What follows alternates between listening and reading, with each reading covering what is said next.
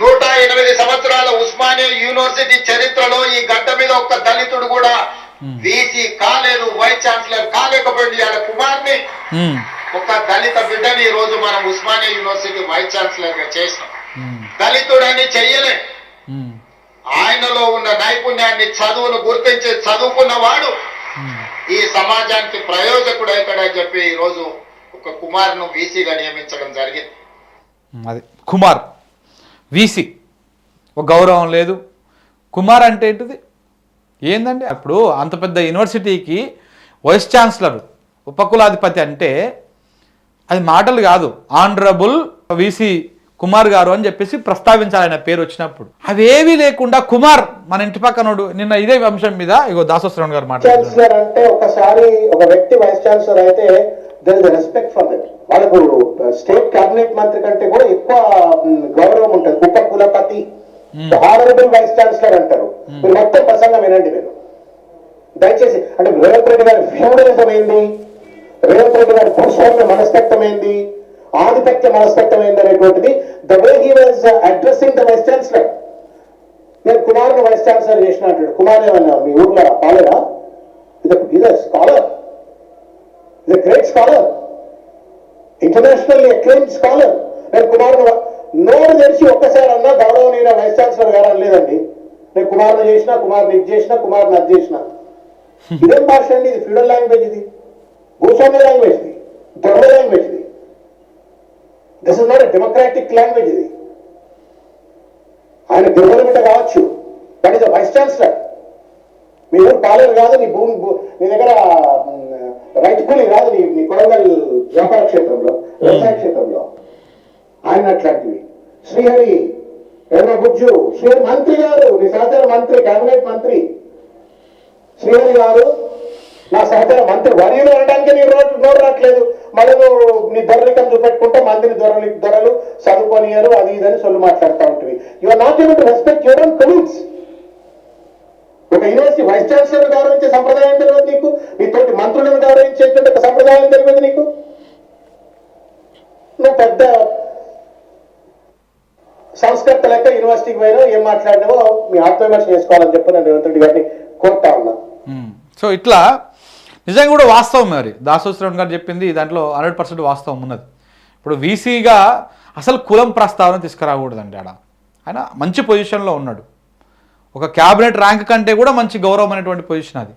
ఆ పొజిషన్లో ఉన్నప్పుడు దళితుడిని తీసుకొచ్చి పెట్టినా అంటే ఏందో, మీరు ఏదో భిక్ష ఇస్తే వాళ్ళకి ఏదో వచ్చినట్టు, వాళ్ళ టాలెంట్ మీద వచ్చింది, వాళ్లకు నైపుణ్యంతో అది వచ్చింది అనేటువంటి మాట మీరు చెప్పకుండా ఏదో దళితులకు నేను ఇచ్చేసిన, దళితులకు చేసేసిన, మీకు ఎంత చులకన భావము, ఎంత ఏ రకంగా ఉన్నది. ఆయన పేరు ప్రస్తావిస్తప్పుడు కూడా కనీసం గారు అనేటువంటి మాట అనకపోవడము, ఏదనకపోవడము, మీరేదో భిక్ష చేసినట్టుగా ఈ రకమైనటువంటి ధోరణి కరెక్ట్ కాదు అనేది అని చెప్పేటువంటి మాట. నా మీద తీటుందంటే నేను అర్థం చేసుకుంటా. ఆ సార్ ఏందే పాపం ఇంటి తలుపులు వలగొట్టినా ఏమన్నా సారు, నేనైతే చెంపలు వలగొడుతుంది. అది ముఖ్యమంత్రినా, మన ముఖ్యమంత్రి అయ్యా, ఇంటి తలుపులు వలగొట్టి ఏదైతే చెంపలు వలగొడుతున్నాయి. ఈయన కూడా పిట్టపిల్లలు ఎత్తుకపోయారు కొడంగల్కి వెళ్ళి.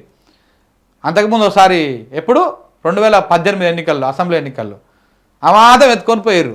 ఛత్రపతి సినిమాలో ప్రభాస్ను లవ్ చేసే అమ్మాయిని వేణుమాధవ్ చేస్తుంటాడు అనమాట. చేస్తే అమాతం వచ్చి అమాతం పిట్టపిల్లలు ఎప్పుకొని పోతారు వాళ్ళు. సేమ్ అట్లనే తీసుకుపోయారు నేను కొడంగల్లో. అప్పుడు మరి అప్పుడు చెంపలు వలగొట్టకపోతే ఇటు ఎగిరెగిరి పైకి ఎగిరెగిరి చెంపలు వలగొడితే మంచిగా ఉంటుండే. అయినా నువ్వు ముఖ్యమంత్రివి, ముఖ్యమంత్రి లెక్క మాట్లాడాలి కదండి. మీరు మాట్లాడుతుంటే కింద ఉన్నాడు ఈ అని అవుతుర్రు. ఆ దగ్గర కొంచెం సిగ్గు అనిపిస్తలేదు. ఏం మాటలు మాట్లాడుతుండే, నా ఎందుకు మనం నవ్వాలి? నీ సీఎం అనుకుంటున్నాడా లేకపోతే జిఎం అనుకుంటున్నాడా? జిఎం అంటే ఏంటిది మళ్ళీ తెలుసు కదా, ఆయన చెప్పుకున్నాడు గుంపు మేస్త్రి అని. ఏమనుకుంటున్నాడు, ఇట్లా మాట్లాడకూడదు కదా అని చెప్పేసి. సో వాళ్ళకన్నా కింద ఉన్న కన్నా మేధావులు, మనం కింద కూర్చున్నాం మొత్తం అంతా మేధావులే. మేధావులకే మేధావులు వాళ్ళు, కాంగ్రెస్ మేధావులు. ఈ మేధావి వర్గం అంతా ఇటు కొడుతుంది, ఇట ఇంటికి వెళ్ళాక ఒకసారి చూసుకోరు మీ వీడియోలు మీరు. అమ్మాయి ఏం బతుకురా ఇది అనిపిస్తుంది. చెంపలు వల్ల కొడుతుండట, ఎట్ట వల్ల కొడతాడో మరి చెంపలు. ఈ సామాజిక చైతన్యం ఆనాడు దయాకర్ ఉద్యమంలో యాక్టివ్గా ఉన్నాడు కదా. అవును, 10-12 ఏళ్ళు పాపం ఏది రాకుండా అందరూ అడ్డం పడ్డారు కదా. అవును పడ్డారు. ఇవాళ ఎమ్మెల్సీ అయ్యింది కదా దయాకర్ కూడా. నువ్వు ముఖ్యమంత్రి కాగలేదు ఎందుకు అవుతున్నాయి కాదు, మీరు ముఖ్యమంత్రి కాగలేదు దయాకర్ అన్న ఎమ్మెల్సీ అయితే వచ్చిందా? దయాకర్ అన్న కష్టపడ్డాడు, ఉద్యమం చేసిండు, జేఏసీలో కీలక పాత్ర పోషించిండు, ఉద్యమాన్ని ముందు తీసుకుపోవడం దాంట్లో ఆయన వంతు కృషి చాలా ఉన్నది. నువ్వు అసలు నీకు ఉద్యమే తెలియదు, తెలంగాణ అంటేనే తెలియదు, జై తెలంగాణ అనలేదు, ఓ కేసు లేదు, ఓ రోడ్డు మీదకి వచ్చి పిడికిలు బిగించింది లేదు. అప్పుడు మీరు చంద్రబాబు నాయుడు సంఖలో కూర్చొని టీడీపీ జెండా మోసుకుంటా జై తెలంగాణ అన్నోళ్ళ మీదకి తుపాకులు పట్టుకొని పోయినటువంటి మీరు, ఎవరో జై తెలంగాణ అంటే వాళ్ళని కాల్ చేస్తాను తుపాకులు పట్టుకొని కరీంనగర్ సభ మీదకి పోయినటువంటి మీరు ఇలా ముఖ్యమంత్రి కాగలేంది. దయాకర్ అన్న ఎమ్మెల్సీ అయితే చాలా తక్కువ, ఆయనకి ఎమ్మెల్సీ కాదు, మీరు మంత్రిని చేయాలి. గట్టిగా మాట్లాడితే నీ పోస్ట్ కూడా ఆయన ఏం తక్కువ కాదు. దయాకర్ గారు కూడా లేదు తెలుసా. దయాకర్ ఏందో మరి ఇంతకుముందుకు దాసోశ్రవణ అన్న చెప్పినట్టు మేము పాలేర్ల లెక్క బిహేవ్ చేస్తూ ఉన్నారు మీ మాటలల్లో. దయాకర్ ఏందే, దయాకర్ గారు అనండి ఎమ్మెల్సీ కదా, మీ తోటి సహచరుడు కదా.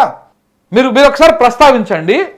రేవంత్ రెడ్డి గారి మాట వ్యవహారము తీరు ఎట్లా ఉంటుందంటే, చంద్రబాబు నాయుడు గారి పేరు ప్రస్తావిస్తప్పుడు చంద్రబాబు నాయుడు గారు గారు అని పెడతాడు. అదే కేసీఆర్ ప్రస్తావిస్తప్పుడు చంద్రశేఖర్ రావు ఈయనకేదో అదైనట్టు, ఆయనకేదో బొడ్డు కోసిన పేరు పెట్టినట్టు అట్లా విడుస్తాడు. ఇక అలాగనే ఇప్పుడు మందుల సామ్యాలు అని ఉన్నాడు.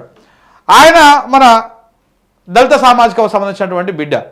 బీసీ ఎమ్మెల్యేలు ఉన్నారు, వాళ్ళ పేర్లు ప్రస్తావిస్తప్పుడు మీరు అబ్జర్వ్ చేయండి. మంత్రులు కూడా ఉన్నారు కొంతమంది బీసీలు, దళిత సామాజిక వర్గం సంబంధించినటువంటి వాళ్ళు. వాళ్ళ పేర్లు ప్రస్తావిస్తప్పుడు డైరెక్ట్ పేరు చెప్పేస్తాడు, కనీసం గారు అని కూడా అన్నాడు. అలా మత్తల నుంచి వాకటి శ్రీహరి గారు ఉన్నారు మంత్రి గారి పేరు చెప్తాడు, మా శ్రీహరి మరి శ్రీహరి గారు అనొచ్చుగా, ఎందుకంటలేరు మీరు? అదంకి దయాకర్ అడ కనీసం ముందు వెనక తోకలేవు లేకుండా దయాకర్ అని చెప్పేసి అంటా ఉన్నారు. గౌరవించవచ్చుగా, మిమ్మల్ని అట్లా అంటే ఊకుంటారా? రేవంత్ రెడ్డి మీరు మిగతా వాళ్ళు కూడా అదే పని చేయాలి. గౌరవనీయ రాష్ట్ర ముఖ్యమంత్రి శ్రీ యనుమల రేవంత్ రెడ్డి గారు అని స్టార్ట్ చేయకండి ప్రసంగం. మన రేవంత్ రెడ్డి ఉన్నాడు కదా అనురి, మీరు కూడా మైక్ పట్టుకొని మన రేవంత్ రెడ్డి ఉన్నాడు కదా ఇంకా ఆయనకు స్వాగతం అని చెప్పుర్రి, అప్పుడు మంచిగా అర్థమవుతుంది ఆయనకి. గౌరవం అనేది ఇచ్చిపుచ్చుకోవాలి, నోరు మంచిగా ఉంటే ఊరు మంచిగా ఉంటుంది. సో కాబట్టి మీరు ఈ వ్యవహారం చేయకుండా పాపగా చూడండి. ఈ సామాజిక చైతన్యం ఆనాడు దయాకర్ ఉద్యమంలో యాక్టివ్గా ఉన్నాడు కదా, 12 ఏళ్ళు పాపం ఏగరా. దయాకర్ అంటే మరి మీకేమి అభినాభావ సంబంధం ఉందో మాకు తెలియదు, కానీ మా వర్గాల బిడ్డలని గట్ల గౌరవించకుండా మాట్లాడుతూ ఉంటే కొంత బాధ అనిపిస్తుంది. అదే రెడ్లకు సంబంధించినటువంటిది కోమటిరెడ్డి వెంకటరెడ్డిని లేకపోతే వెంకటరెడ్డి గారు అంటాడు, లేకపోతే వెంకటన్న అంటాడు, అక్కడ మంచిగా ఉంటుంది. ఇక్కడ మాత్రం దయాకర్, శ్రీహరి ఇట్లా ఈ ఫ్యూడలిజాన్ని తగ్గించుకుంటే మంచిది రేవంత్ రెడ్డి గారు. తగ్గించుకోకపోతే కష్టమవుతుంది.